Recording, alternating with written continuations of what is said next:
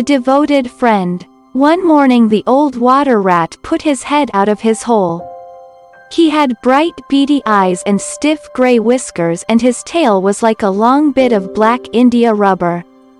The little ducks were swimming about in the pond, looking just like a lot of yellow canaries, and their mother, who was pure white with real red legs, was trying to teach them how to stand on their heads in the water. "You will never be in the best society unless you can stand on your heads," she kept saying to them, and every now and then she showed them how it was done. But the little ducks paid no attention to her. They were so young that they did not know what an advantage it is to be in society at all. "What disobedient children!" cried the old water rat. "They really deserve to be drowned." "Nothing of the kind," answered the duck. "Everyone must make a beginning, and parents cannot be too patient." "Ah, I know nothing about the feelings of parents," said the water rat. "I am not a family man. In fact, I have never been married, and I never intend to be. Love is all very well in its way, but friendship is much higher. Indeed, I know of nothing in the world that is either nobler or rarer than a devoted friendship." "And what, pray, is your idea of the duties of a devoted friend?" asked a green linnet, who was sitting in a willow tree hard by, and had overheard the conversation. "Yes, that is just what I want to know," said the duck, and she swam away to the end of the pond, and stood upon her head, in order to give her children a good example. "What a silly question!" cried the water rat. "I should expect my devoted friend to be devoted to me, of course." "And what would you do in return?" said the little bird, swinging upon a silver spray, and flapping his tiny wings. "I don't understand you," answered the water rat. "Let me tell you a story on the subject," said the linnet. "Is the story about me?" asked the water rat. "If so, I will listen to it, for I am extremely fond of fiction." "It is applicable to you," answered the linnet, and he flew down, and alighting upon the bank, he told the story of the devoted friend. "Once upon a time," said the linnet, "there was an honest little fellow named Hans." "Was he very distinguished?" asked the water rat. "No," answered the linnet, "I don't think he was distinguished at all, except for his kind heart, and his funny round good-humored face. He lived in a tiny cottage all by himself, and every day he worked in his garden. In all the countryside there was no garden so lovely as his. Sweet William grew there, and gilly flowers, and shepherd's purses, and fair maids of France. There were damask roses, and yellow roses, lilac crocuses, and gold, purple violets and white. Columbine and ladysmith, marjoram and wild basil, the cowslip and the flower de luce, the daffodil and the clove pink bloomed or blossomed in their proper order as the months went by, one flower taking another flower's place, so that there were always beautiful things to look at, and pleasant odors to smell. Little Hans had a great many friends, but the most devoted friend of all was Big Hugh the miller. Indeed, so devoted was the rich miller to little Hans, that he would never go by his garden without leaning over the wall and plucking a large nosegay, or a handful of sweet herbs, or filling his pockets with plums and cherries if it was the fruit season. "Real friends should have everything in common," the miller used to say, and little Hans nodded and smiled, and felt very proud of having a friend with such noble ideas.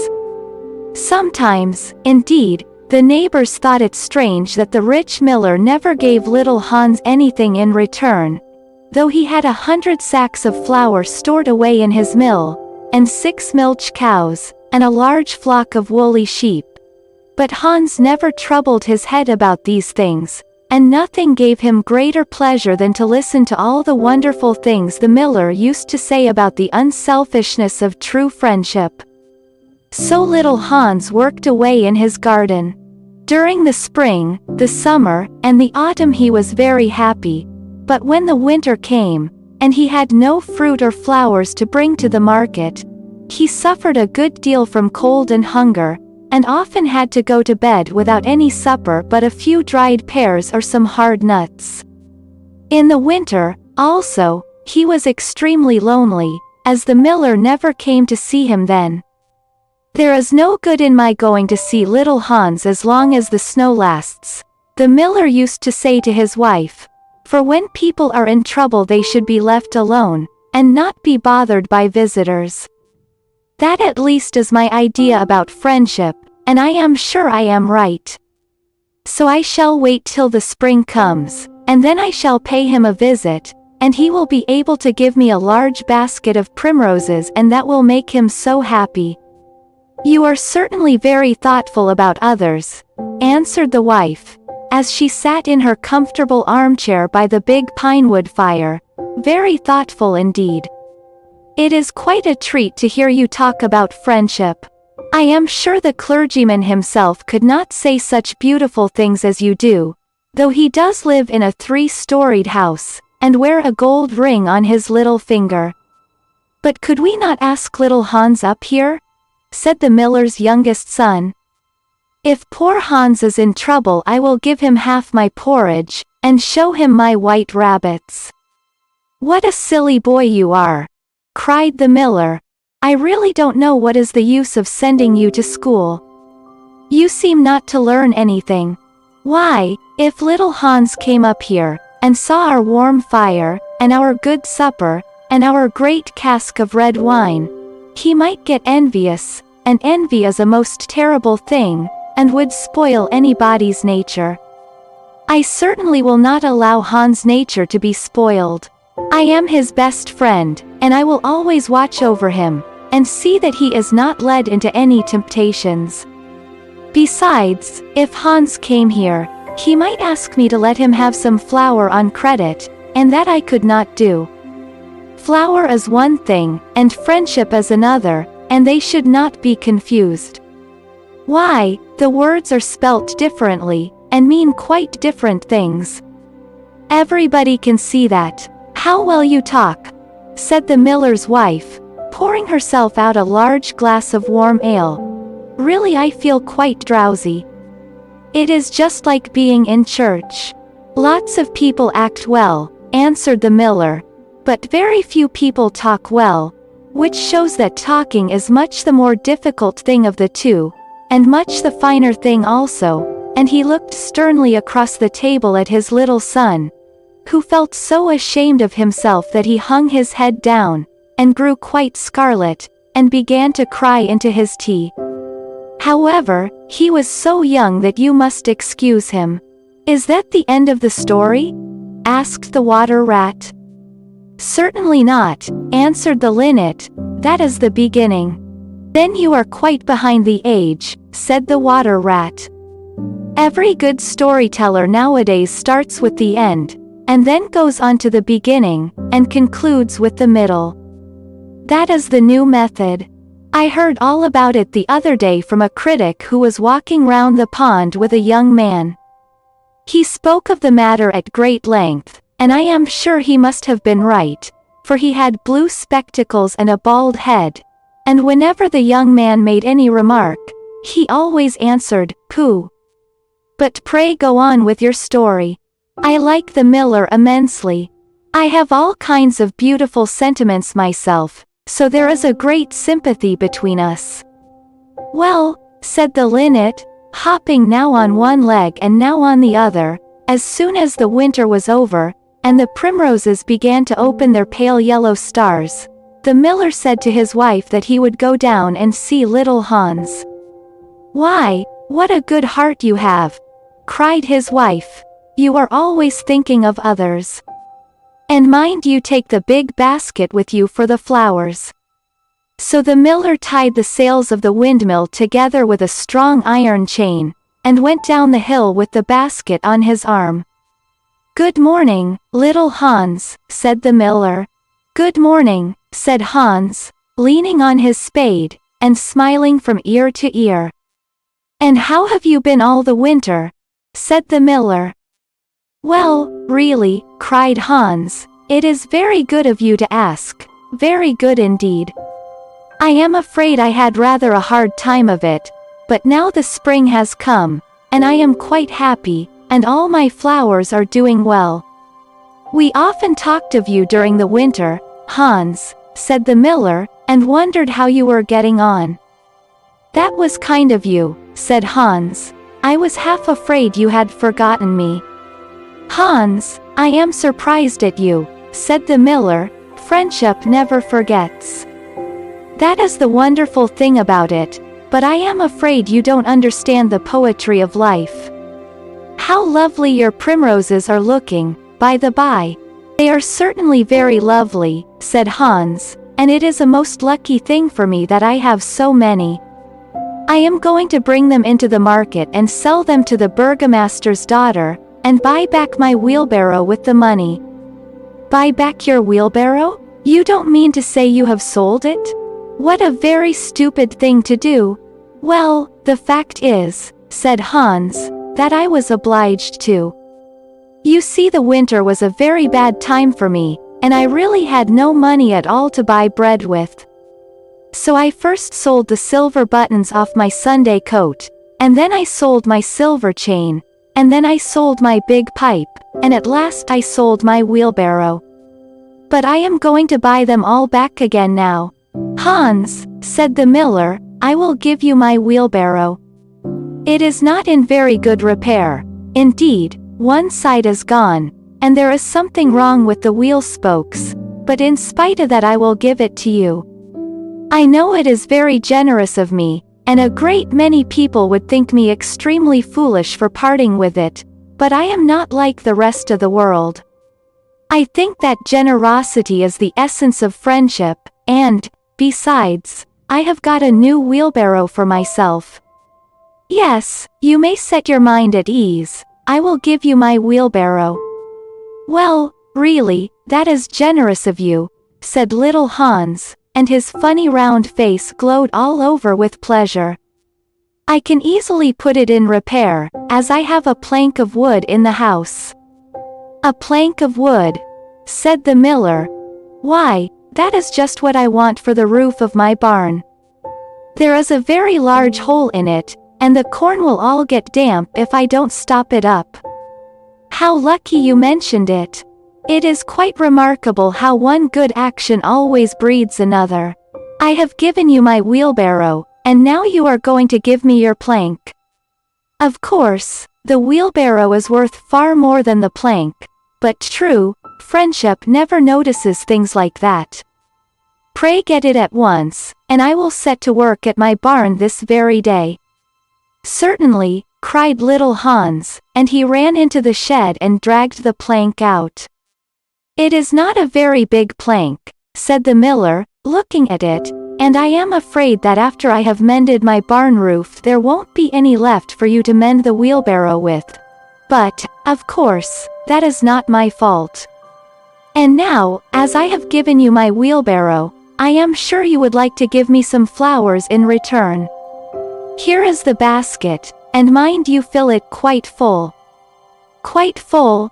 said little Hans, rather sorrowfully, for it was really a very big basket, and he knew that if he filled it he would have no flowers left for the market, and he was very anxious to get his silver buttons back.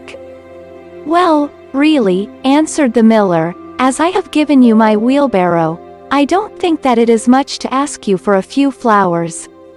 I may be wrong, but I should have thought that friendship, true friendship, was quite free from selfishness of any kind." "My dear friend, my best friend," cried little Hans, "you are welcome to all the flowers in my garden. I would much sooner have your good opinion than my silver buttons, any day," and he ran and plucked all his pretty primroses, and filled the miller's basket. "Goodbye, little Hans," said the miller, as he went up the hill with the plank on his shoulder, and the big basket in his hand. "Goodbye," said little Hans, and he began to dig away quite merrily. He was so pleased about the wheelbarrow. The next day he was nailing up some honeysuckle against the porch, when he heard the miller's voice calling to him from the road. So he jumped off the ladder, and ran down the garden, and looked over the wall.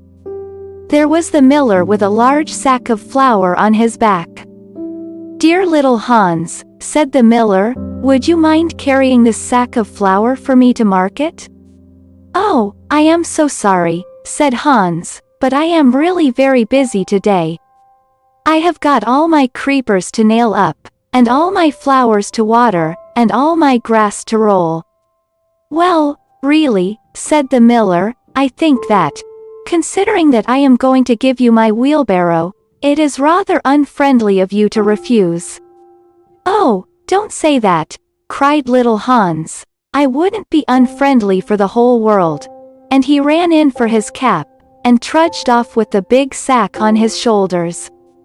It was a very hot day, and the road was terribly dusty, and before Hans had reached the 6th milestone he was so tired that he had to sit down and rest. However, he went on bravely, and as last he reached the market. After he had waited there some time, he sold the sack of flour for a very good price, and then he returned home at once, for he was afraid that if he stopped too late he might meet some robbers on the way. "It has certainly been a hard day," said little Hans to himself as he was going to bed, "but I am glad I did not refuse the miller, for he is my best friend, and, besides, he is going to give me his wheelbarrow." Early the next morning the miller came down to get the money for his sack of flour, but little Hans was so tired that he was still in bed. "Upon my word," said the miller, "you are very lazy. Really, considering that I am going to give you my wheelbarrow, I think you might work harder. Idleness is a great sin, and I certainly don't like any of my friends to be idle or sluggish. You must not mind my speaking quite plainly to you. Of course I should not dream of doing so if I were not your friend. But what is the good of friendship if one cannot say exactly what one means? Anybody can say charming things and try to please and to flatter, but a true friend always says unpleasant things, and does not mind giving pain. Indeed, if he is a really true friend he prefers it, for he knows that then he is doing good." "I am very sorry," said little Hans, rubbing his eyes and pulling off his nightcap, "but I was so tired that I thought I would lie in bed for a little time, and listen to the birds singing. Do you know that I always work better after hearing the birds sing?" "Well, I am glad of that," said the miller, clapping little Hans on the back, "for I want you to come up to the mill as soon as you are dressed, and mend my barn roof for me." Poor little Hans was very anxious to go and work in his garden, for his flowers had not been watered for 2 days, but he did not like to refuse the miller, as he was such a good friend to him. "Do you think it would be unfriendly of me if I said I was busy?" he inquired in a shy and timid voice. "Well, really," answered the miller, "I do not think it is much to ask of you, considering that I am going to give you my wheelbarrow, but of course if you refuse I will go and do it myself." "Oh, on no account," cried little Hans, and he jumped out of bed, and dressed himself, and went up to the barn. He worked there all day long, till sunset, and at sunset the miller came to see how he was getting on. "Have you mended the hole in the roof yet, little Hans?" cried the miller in a cheery voice. "It is quite mended," answered little Hans, coming down the ladder. "Ah," said the miller, "there is no work so delightful as the work one does for others." "It is certainly a great privilege to hear you talk," answered little Hans, sitting down, and wiping his forehead, "a very great privilege. But I am afraid I shall never have such beautiful ideas as you have." "Oh, they will come to you," said the miller, "but you must take more pains. At present you have only the practice of friendship. Some day you will have the theory also." "Do you really think I shall?" asked little Hans. "I have no doubt of it," answered the miller, "but now that you have mended the roof, you had better go home and rest, for I want you to drive my sheep to the mountain tomorrow." Poor little Hans was afraid to say anything to this, and early the next morning the miller brought his sheep round to the cottage, and Hans started off with them to the mountain. It took him the whole day to get there and back, and when he returned he was so tired that he went off to sleep in his chair, and did not wake up till it was broad daylight. "What a delightful time I shall have in my garden," he said, and he went to work at once. But somehow he was never able to look after his flowers at all, for his friend the miller was always coming round and sending him off on long errands, or getting him to help at the mill. Little Hans was very much distressed at times, as he was afraid his flowers would think he had forgotten them, but he consoled himself by the reflection that the miller was his best friend. Besides, he used to say, "He is going to give me his wheelbarrow, and that is an act of pure generosity." So little Hans worked away for the miller, and the miller said all kinds of beautiful things about friendship, which Hans took down in a notebook, and used to read over at night, for he was a very good scholar. Now it happened that one evening little Hans was sitting by his fireside when a loud rap came at the door. It was a very wild night, and the wind was blowing and roaring round the house so terribly that at first he thought it was merely the storm. But a second rap came, and then a third, louder than any of the others. "It is some poor traveler," said little Hans to himself, and he ran to the door. There stood the miller with a lantern in one hand and a big stick in the other. "Dear little Hans," cried the miller, "I am in great trouble. My little boy has fallen off a ladder and hurt himself, and I am going for the doctor. But he lives so far away, and it is such a bad night, that it has just occurred to me that it would be much better if you went instead of me. You know I am going to give you my wheelbarrow, and so, it is only fair that you should do something for me in return." "Certainly," cried little Hans, "I take it quite as a compliment your coming to me, and I will start off at once. But you must lend me your lantern, as the night is so dark that I am afraid I might fall into the ditch." "I am very sorry," answered the miller, "but it is my new lantern, and it would be a great loss to me if anything happened to it." "Well, never mind, I will do without it," cried little Hans, and he took down his great fur coat, and his warm scarlet cap, and tied a muffler round his throat, and started off. What a dreadful storm it was! The night was so black that little Hans could hardly see, and the wind was so strong that he could scarcely stand.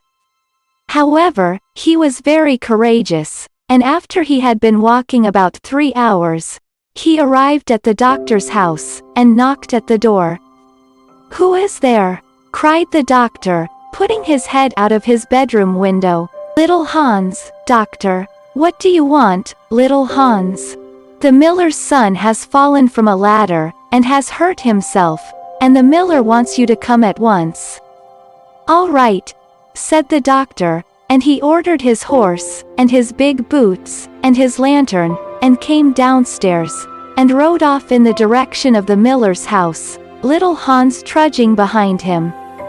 But the storm grew worse and worse, and the rain fell in torrents, and little Hans could not see where he was going, or keep up with the horse. At last he lost his way, and wandered off on the moor, which was a very dangerous place, as it was full of deep holes, and there poor little Hans was drowned. His body was found the next day by some goatherds, floating in a great pool of water, and was brought back by them to the cottage. Everybody went to little Hans' funeral, as he was so popular, and the miller was the chief mourner. "As I was his best friend," said the miller, "it is only fair that I should have the best place." So he walked at the head of the procession in a long black cloak, and every now and then he wiped his eyes with a big pocket handkerchief. Little Hans is certainly a great loss to everyone, said the blacksmith, when the funeral was over, and they were all seated comfortably in the inn, drinking spiced wine and eating sweet cakes. A great loss to me at any rate, answered the miller. Why, I had as good as given him my wheelbarrow, and now I really don't know what to do with it. It is very much in my way at home, and it is in such bad repair that I could not get anything for it if I sold it.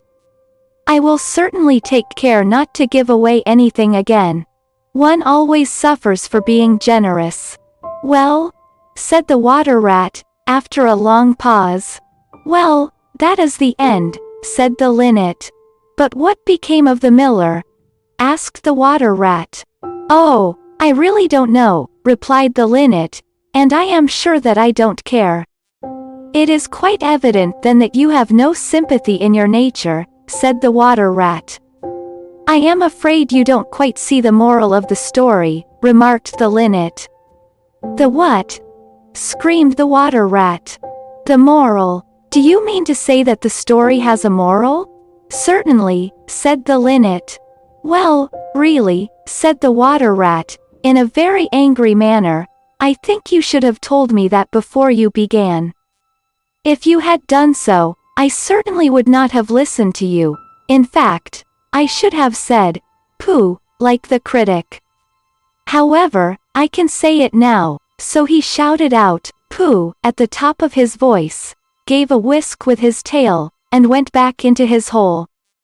And how do you like the water rat? Asked the duck, who came paddling up some minutes afterwards.